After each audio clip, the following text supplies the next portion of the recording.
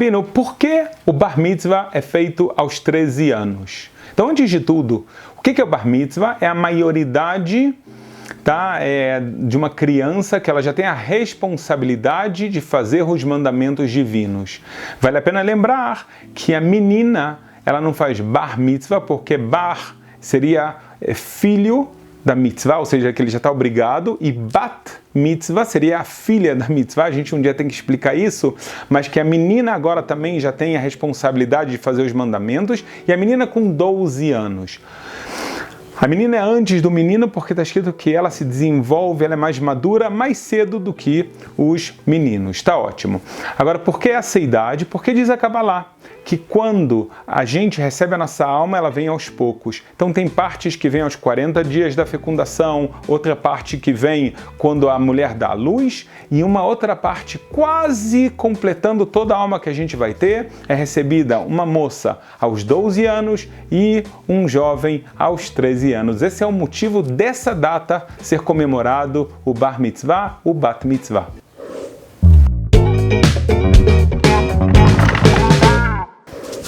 Rabino, o meu filho de 9 anos constantemente está mentindo. Alguma sugestão, por favor? Eu quero, antes de tudo, explicar uma coisa muito importante. Pessoal, o grande sábio chamado Gaon de Vilna explica pra gente que a educação não começa aos 9 anos, nem aos 12, nem aos 13, nem aos 20, tá? Tem coisas muito importantes que têm que ser educados desde bem pequeno. E ele fala, uma delas é ensinar a criança a não mentir, a falar a verdade. A verdade é algo considerado muito sagrado. A Kabbalah diz que um dos nomes de Deus é a verdade. Então, a pessoa que conta mentiras, ele está se afastando de Deus. Então, antes de tudo, a primeira regra que a gente aprendeu é isso. Eu sei que seu filho já tem 9 anos, mas tem outras pessoas que têm filhos pequenos. A gente não chama eles de mentirosos, hein, pessoal? A gente não fala, você é um mentiroso, Deus me livre de fazer uma coisa disso. A gente fala para ele, olha, você não está falando de forma exata. Foi exatamente assim que aconteceu? Vamos pensar?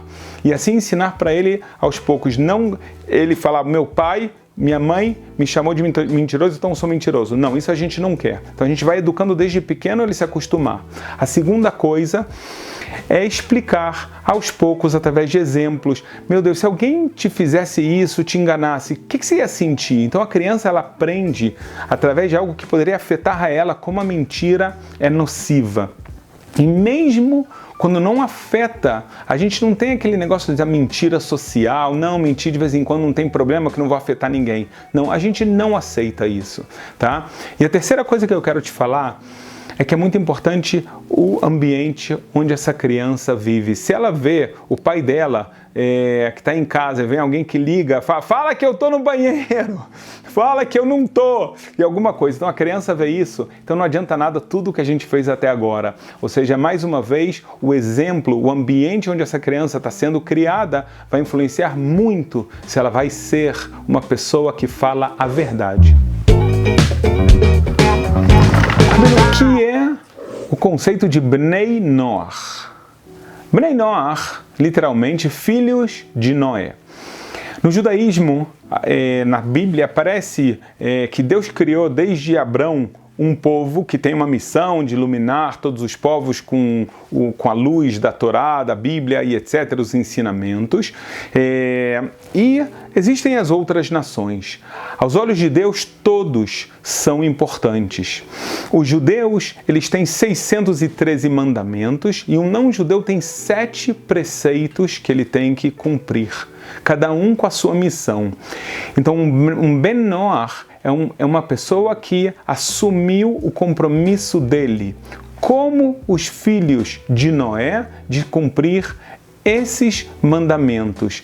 No judaísmo não existe esse lado de querer converter uma pessoa que não é judia. O motivo é exatamente pelo conceito de Ben Noach. A gente fala que ele já está fazendo a missão dele, ele já está cumprindo o papel dele no universo, se ele cumpre as 7 mitzvot que ele tem que fazer.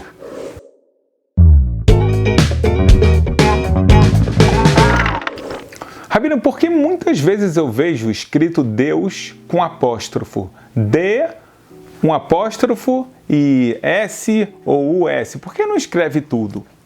Pergunta interessante. A resposta é a seguinte: existe na Torá um mandamento de não apagar o nome de Deus, tá?